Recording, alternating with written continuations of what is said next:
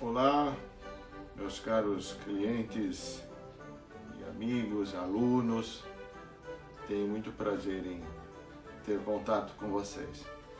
E uma coisa que eu sou sempre abordado é perguntando como é que a pessoa analisa, como é que o músico analisa um arco, né? E eu gosto desse assunto pela subjetividade que ele traz, né? Que apesar de eu ter uma formação acadêmica e usar bastante elementos físicos e matemáticos para escolher madeiras, para fazer o arco, que eu desenho o arco, apesar de eu usar esses termos científicos, e eu acredito até mais quando se refere à música, né? Que o final do arco, o produto final do arco é a música. Então, quando se refere à música, é uma coisa extremamente artística, né? É o que eu gosto e o que eu valorizo muito e admiro. Então, o músico ele tem termos muito subjetivos comparando com a racionalidade das coisas matemáticas e físicas. E é isso que eu gosto muito. Então, eu costumo responder para o músico, quando me pergunta como é que é um arco bom, eu costumo devolver para o músico e eu falo assim, é aquele que você gosta, é aquele que você pega, experimenta e gosta. Mas, como há a possibilidade, que eu também admiro, de alguém encomendar um arco para mim, vem aqui e encomenda como é que ele quer um arco. Aí ele tem que saber certas análises do arco, aquilo que ele quer no arco. Por exemplo, um peso, ponto de equilíbrio, acabamento, como é que vai ser.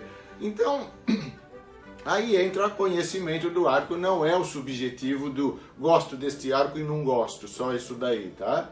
Que é muito valorizado. O músico pode só gostar de um arco e tocar maravilhosamente bem, e é isso que a gente espera do músico. Mas existe a parte objetiva, científica, matemática, física, que pode se usar a favor da arte, lógico. Então, eu vou falar alguma coisa sobre essa parte científica, né?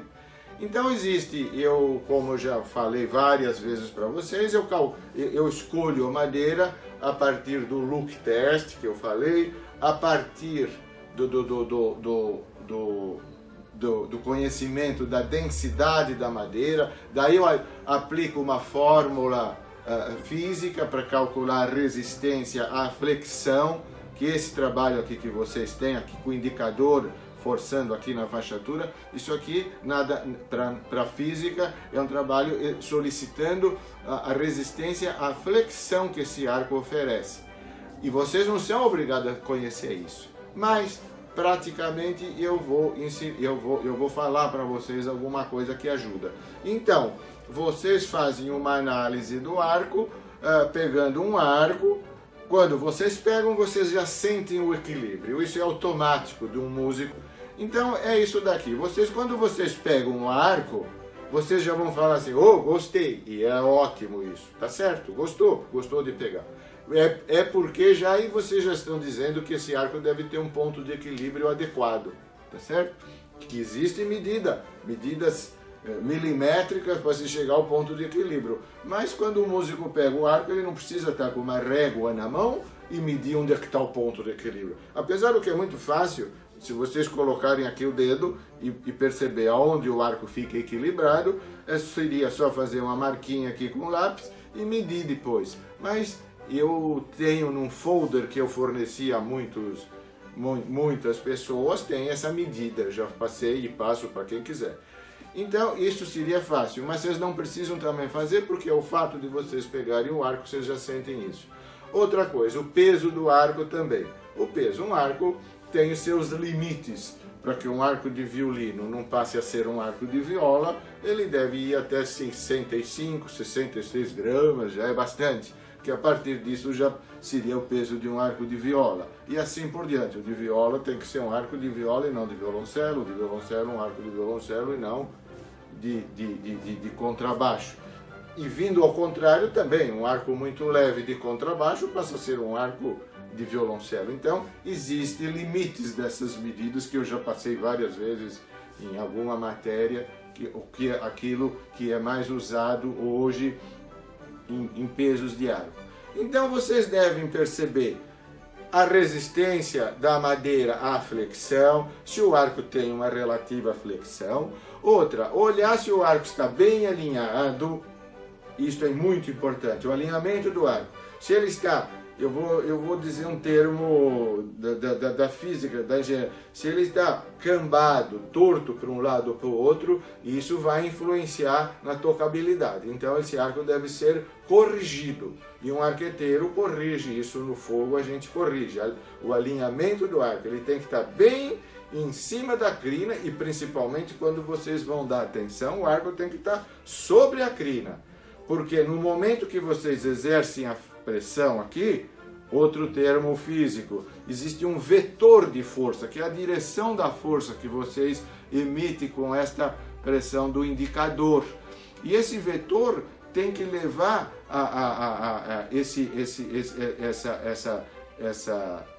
essa força que vocês exerceram aqui, essa pressão, para cima da crina e não fora da crina, porque se o arco estiver torto para um lado ou para o outro, vai ficar fora da crina. Então não adianta nada vocês estarem querendo mais sonoridade se o arco está ficando fora da crina, né? Então isso é importante, alinhamento do arco. A curvatura então nem se fala, a curvatura é importantíssima. O arco, como o próprio nome o diz, é um arco e tem que trabalhar arqueado. Um arco, quando vocês dão atenção para tocar, não pode ficar paralelo à crina, que senão não seria um arco, seria um paralelo, tá? Então, e ele tem que ter uma curvatura adequada. Eu até digo, quando um arco está descansado, sem tensão, ele deve estar próximo da crina, de violino aproximadamente 1 milímetro de distância da crina, ou de viola aproximadamente 2 milímetros, de violoncelo 3, e de contrabaixo vai variar aí 6, 7, 8 milímetros distante da crina, tá? Então essa é outra informação que vocês podem olhar se a curvatura do arco está adequada.